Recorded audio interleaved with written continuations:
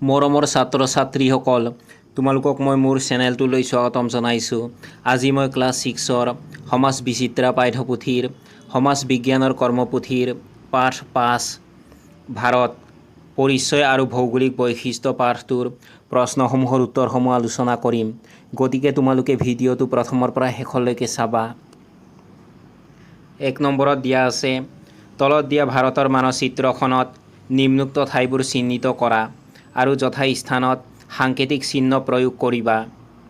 মই তোমালোকক ইয়াত দিয়া ঠাইবোৰ ভাৰতৰ মানচিত্ৰখনত চিহ্নিত কৰি দিছোঁ, লগতে যথাস্থানত সাংকেতিক চিহ্ন প্ৰয়োগ কৰিছোঁ।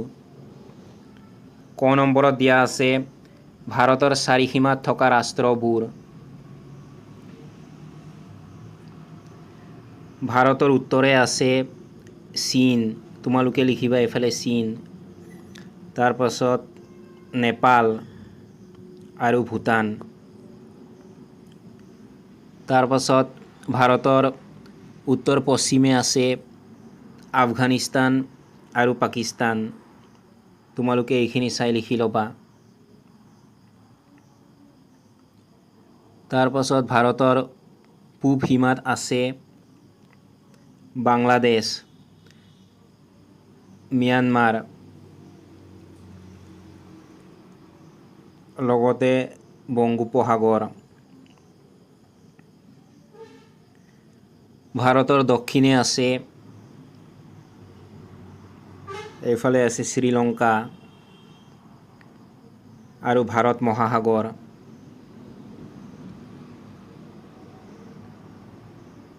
ভাৰতৰ পশ্চিম ফালে আছে আৰৱ সাগৰ।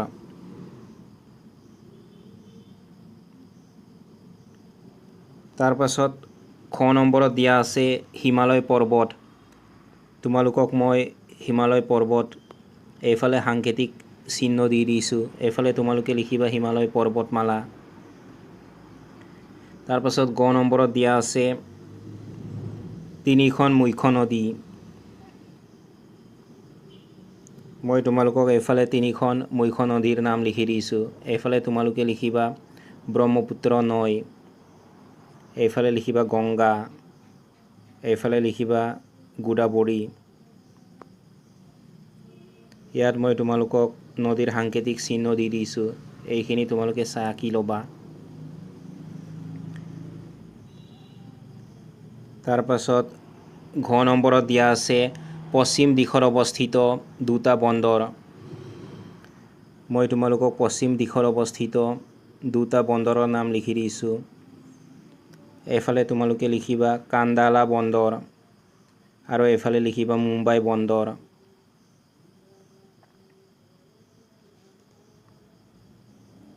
তাৰ পাছত ঙ নম্বৰত দিয়া আছে মৰুভূমি অঞ্চলৰ এখন নগৰ।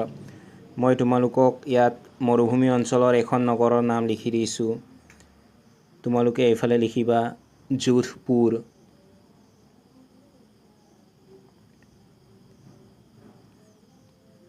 প্ৰথম 6 নম্বৰত দিয়া আছে লাক্ষাদ্বীপ আৰু আন্দামান নিকোবৰ দ্বীপপুঞ্জ। তোমালোকে লাক্ষাদ্বীপ এইফালে লিখিবা আৰু এইফালে লিখিবা আন্দামান নিকোবৰ দ্বীপপুঞ্জ।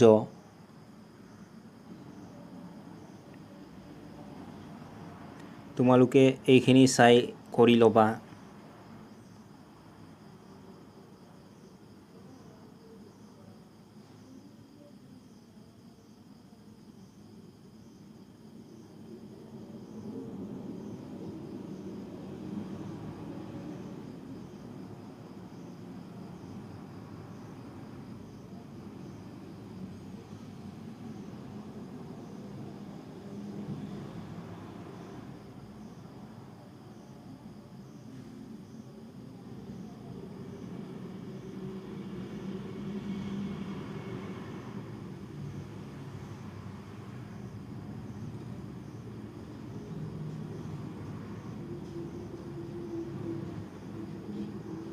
তোমালোকক এইফালে ভাৰতৰ এখন মানচিত্ৰ দিয়া হৈছে। এই ভাৰতৰ মানচিত্ৰৰ ওপৰত ভিত্তি কৰি তোমালোকক 2 নম্বৰত এটা প্ৰশ্ন দিয়া হৈছে। এই মানচিত্ৰখন তোমালোকে ভালদৰে চাই ল'বা। 2 নম্বৰত দিয়া আছে, পৃথিৱীৰ মানচিত্ৰখনলৈ চাই ভাৰতৰ কোন কেইখন ৰাজ্যৰ সীমা বিদেশী ৰাষ্ট্ৰৰ সৈতে সংযুক্ত হৈ আছে লিখা। প্ৰথমটো স্তম্ভত তোমালোকে ৰাজ্যৰ নাম লিখিব লাগিব আৰু দ্বিতীয় স্তম্ভত বিদেশী ৰাষ্ট্ৰৰ নাম। মই তোমালোকক ইতিমধ্যে ৰাজ্যসমূহৰ নাম লিখি দিছোঁ আৰু তেওঁলোকে কোন কেইখন বিদেশী ৰাষ্ট্ৰৰ লগত সংযুক্ত হৈ আছে সেইখিনি লিখি দিছোঁ। 1 নম্বৰত তোমালোকে লিখিবা অসম, পশ্চিমবংগ, মেঘালয়, ত্ৰিপুৰা, মিজোৰাম।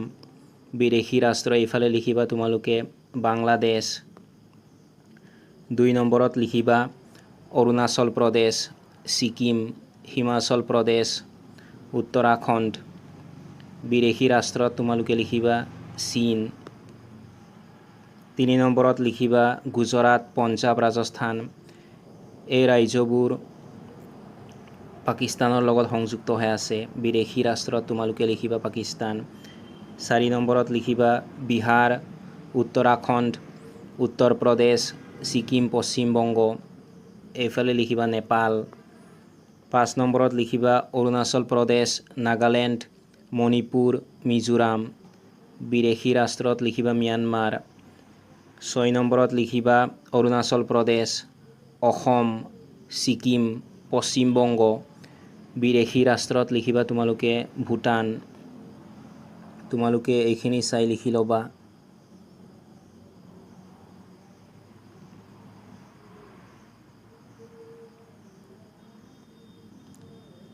তিনি নম্বৰত দিয়া আছে ভাৰত পৰিচয় আৰু ভৌগোলিক বৈশিষ্ট্য পাঠটোত থকা চিত্ৰৰ সহায়ত উত্তৰ কৰা। ক নম্বৰত দিয়া আছে উত্তৰৰ পাৰ্বত্য অঞ্চলৰ 3খন পৰ্বত পাহাৰৰ নাম লিখা। তোমালোকে লিখিবা হিমালয়, পাটকাই আৰু মিচিমি। খ নম্বৰত দিয়া আছে দাক্ষিণাত্য মালভূমি অঞ্চলত অৱস্থিত 3খন পৰ্বত পাহাৰৰ নাম লিখা। তোমালোকে লিখিবা আৰাৱলী, বিন্ধ্য আৰু সাতপুৰা। গ নম্বৰত দিয়া আছে উত্তৰ ভাৰতৰ সমভূমি অঞ্চলৰ 3খন নদীৰ নাম লিখা। তোমালোকে লিখিবা সিন্ধু, গংগা আৰু ব্ৰহ্মপুত্ৰ। ঘ নম্বৰত দিয়া আছে উপকূলীয় অঞ্চলত অৱস্থিত 2খন বিখ্যাত চহৰৰ নাম লিখা। তোমালোকে উত্তৰত লিখিবা মুম্বাই আৰু চেন্নাই। ঙ নম্বৰত দিয়া আছে দ্বীপ অঞ্চলৰ 2খন ঠাইৰ নাম লিখা। তোমালোকে উত্তৰত লিখিবা দীঘলীপুৰ আৰু ৰণগড়।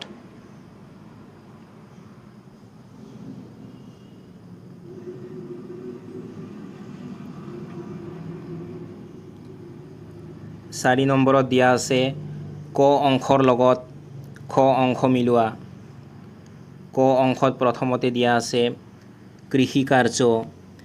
এইটো তোমালোকে খ অংশত দিয়া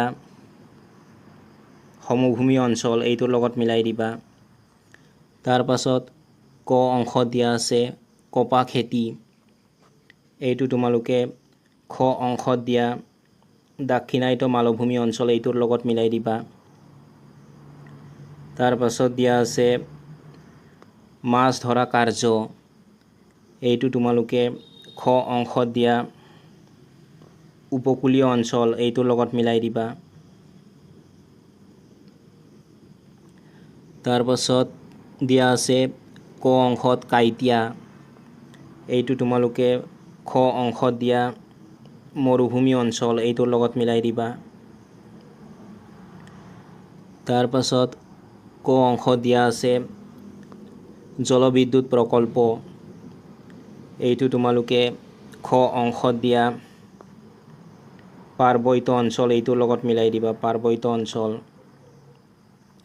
তাৰ পাছত ক অংশত দিয়া আছে জাৰুৱা জনজাতি। এইটো তোমালোকে খ অংশত দিয়া দ্বীপ অঞ্চল এইটোৰ লগত মিলাই দিবা। তোমালোকে এইখিনি চাই মিলাই ল'বা।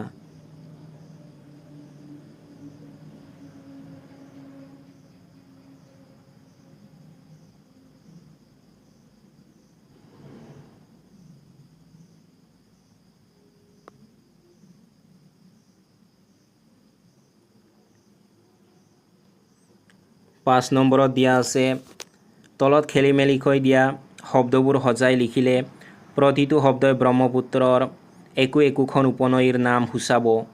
শব্দবোৰ সজাই উপনৈৰ নামবোৰৰ এখন তালিকা প্ৰস্তুত কৰা। এই খেলি মেলিকৈ দিয়া শব্দবোৰ সজাই মই তোমালোকক ইতিমধ্যে লিখি দিছোঁ।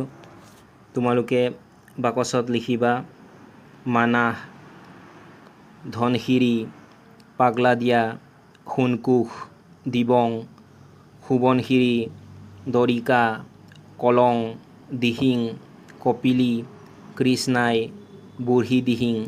তোমালোকে এইখিনি চাই লিখি ল'বা।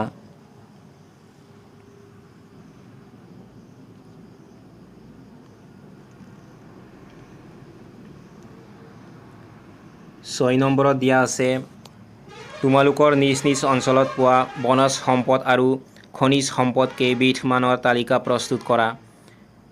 ইয়াত মই ইতিমধ্যে কিছুমান বনজ সম্পদ আৰু খনিজ সম্পদৰ তালিকা প্ৰস্তুত কৰি দিছোঁ। এইফালে তোমালোকে লিখিব পাৰা শাল, চেগুন, বাঁহ, আম, কঁঠাল, শিমলু, গমাৰি আদি। খনিজ সম্পদত তোমালোকে লিখিব পাৰা খাৰুৱা তেল, প্ৰাকৃতিক গেছ, কয়লা, চূণশিল আদি।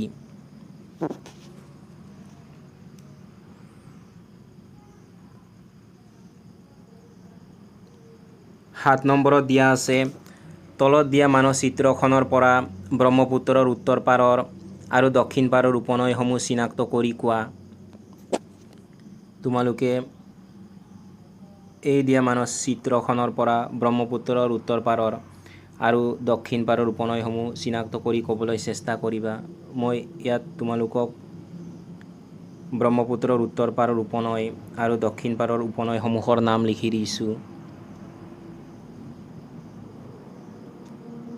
তোমালোকে উত্তৰত লিখিবা উত্তৰ পাৰৰ উপনৈ সোৱণশিৰি, জীয়াভৰলী, ধনশিৰি, পুঠিমাৰী, পাগলাদিয়া, মানাহ, সোণকোষ, বেকী, ডিক্ৰং, ৰঙানদী, জীয়াঢল, চিমেন, চিয়াং, দিবং, গংগাধৰ আদি।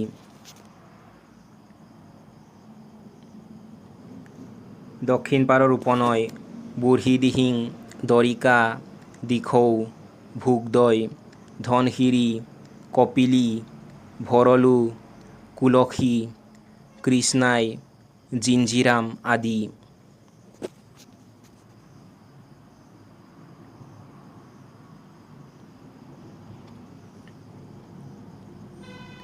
8 নম্বৰত দিয়া আছে তলত উল্লেখ কৰা জাতি জনজাতিৰ লোকসকলে অসমৰ কোন কোন অঞ্চলত বেছিকৈ বাস কৰে উল্লেখ কৰা। ছাত্ৰ ছাত্ৰীসকল দুজনীয়া গোটত ভাগ হৈ শিক্ষকৰ তত্ত্বাৱধানত তালিকাখন পূৰ কৰিবা। ইয়াত তোমালোকক অসমত বাস কৰা কিছুমান জাতি জনজাতিৰ নাম দিয়া হৈছে। এইসমূহ ইতিমধ্যে মই তোমালোকক কোন কোন অঞ্চলত তেওঁলোকে বেছিকৈ বাস কৰে সেইবোৰ ইতিমধ্যে এই তালিকাখনত লিখি দিছোঁ। তোমালোকে ব্ৰহ্মপুত্ৰ উপত্যকা এইফালে লিখিবা মৰাণ, বড়ো, আহোম, কছাৰী, মিচিং, মটক, কোচ, চুতীয়া, নেপালী, তিৱা, ৰাভা, ৰাজবংশী। বৰাক উপত্যকা এইফালে লিখিবা বঙালী, মণিপুৰী, কুকি, খাচী, ডিমাছা। পাহাৰীয়া অঞ্চলত লিখিবা কাৰ্বি, ডিমাছা, মাৰ, কুকি, খাচী। তোমালোকে এইখিনি চাই লিখি ল'বা।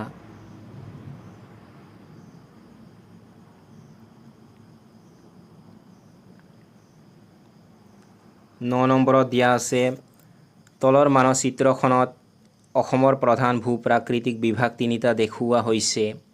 এই ভূ-প্ৰাকৃতিক বিভাগ তিনিটাৰ অন্তৰ্গত জিলাসমূহৰ নামেৰে মানচিত্ৰখন পূৰোৱা। শিক্ষকৰ তত্ত্বাৱধানত ছাত্ৰ ছাত্ৰীসকলে দলগতভাৱে কৰিব। মই তোমালোকক এই মানচিত্ৰখনত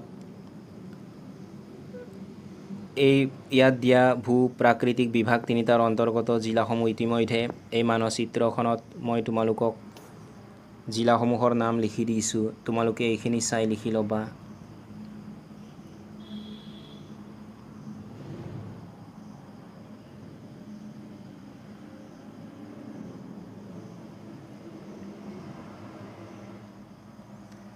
তোমালোকে এইফালে লিখিবা তিনিচুকীয়া, ডিব্ৰুগড়, চৰাইদেউ, শিৱসাগৰ, যোৰহাট, গোলাঘাট, ধেমাজি, লখিমপুৰ, বিশ্বনাথ, ওদালগুৰি, শোণিতপুৰ, নগাঁও, মৰিগাঁও, হোজাই, কাৰ্বি আংলং পূব, তামুলপুৰ, বাক্সা, চিৰাং, কোকৰাঝাৰ। এইফালে লিখিবা বাক্সাৰ তলত তোমালোকে লিখিবা বজালী, বজালীৰ ওচৰত নলবাৰী, তাৰপাছত কামৰূপ, এইফালে লিখিবা কামৰূপ মহানগৰ, এইফালে লিখিবা কাৰ্বি আংলং পশ্চিম, এইফালে লিখিবা ডিমা হাছাও, এইফালে লিখিবা গোৱালপাৰা, এইফালে লিখিবা বঙাইগাঁও, এইফালে লিখিবা বৰপেটা, এইফালে লিখিবা ধুবুৰী, এইফালে লিখিবা দক্ষিণ শালমৰা আৰু মানকাছৰ,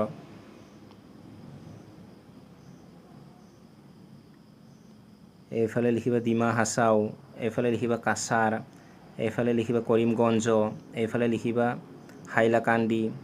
কৰিমগঞ্জৰ ঠাইত তোমালোকে শ্ৰীভূমি লিখিবা, যিহেতু কৰিমগঞ্জৰ নাম সলনি কৰি শ্ৰীভূমি ৰখা হৈছে।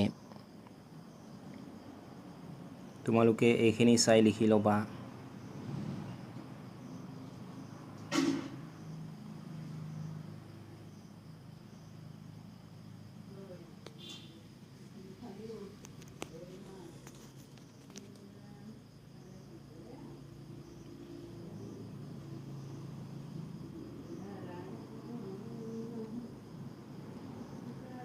দ নম্বৰত দিয়া আছে তলত ভাৰতৰ মানচিত্ৰ এখন দিয়া হৈছে, তাত তোমাৰ ৰাজ্যখন দেখুওৱা। তোমাৰ ৰাজ্যখন কোনটো ভৌগোলিক অঞ্চলৰ অন্তৰ্গত তলত উল্লেখ কৰা। যিহেতু আমি থকা ৰাজ্যখন হৈছে অসম, মই তোমালোকক এই মানচিত্ৰখনত ভাৰতৰ মানচিত্ৰখনত অসম ৰাজ্যখন এইফালে দেখুৱাই দিছোঁ। তোমালোকে এইখিনি চাই কৰি ল'বা। তাৰপাছত তোমালোকে এইফালে অসম বুলি লিখি দিবা।